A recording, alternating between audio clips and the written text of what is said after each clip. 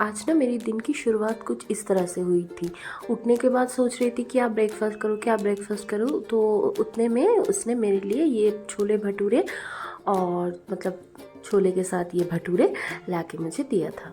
वो खाने के बाद मैं नहा ली, फिर थोड़ा काम करने के बाद लंच करने चली गई डायरेक्ट। तो लंच में था ये चिकन और साथ में था चावल, जो कि पारमिता ने बना के रखा था, बहुत टेस्टी था खाने में।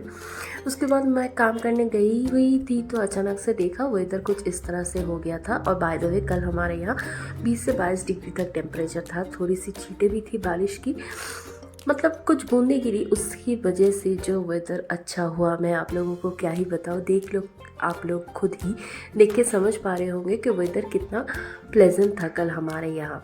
मतलब धूप ज़्यादा थी नहीं, लेकिन थी, उसके बावजूद भी एक बहुत ठंडा हवाएं चल रही थी। उसके वजह से ना बहुत राहत हो रही थी।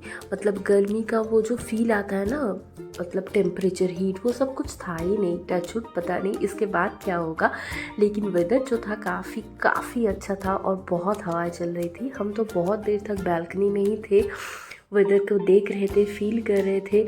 और ऐसे वेदर में ना मतलब रूम में रहने का भी मन नहीं करता, सोचा कि बाहर ही रह लूँ थोड़ी देर, इसका मतलब ऐसे वेदर को देख लूँ, जो कि अप्रैल में बहुत कम दिखाई देता है, खास करके यहाँ अमृतसर में, लेकिन आजकल दिखता है, तो इसे हम मिस नहीं करते। वेदर जब भी ऐसा होता है हम बाहर आ जाते हैं, हमें छत पे भी जाने की ज़रूरत नहीं पड़ती, हमारी बालकनी इतना ही अच्छा है। उसके बाद मैं थोड़ी देर के लिए सो गई थी। उसके बाद जब मैं नींद से उठी तो पारमिता मेरे लिए चाय बिस्किट लेके आ गई थी। फिर मैंने आप लोगों को बोला नहीं, लेकिन कुछ सर्कमस्टांसेस चल रहा था, उसकी वजह से मैं कल शूट पे नहीं बैठ पाई। डायरेक्ट चली गई थी खाना बनाने, और खाने में ये सभी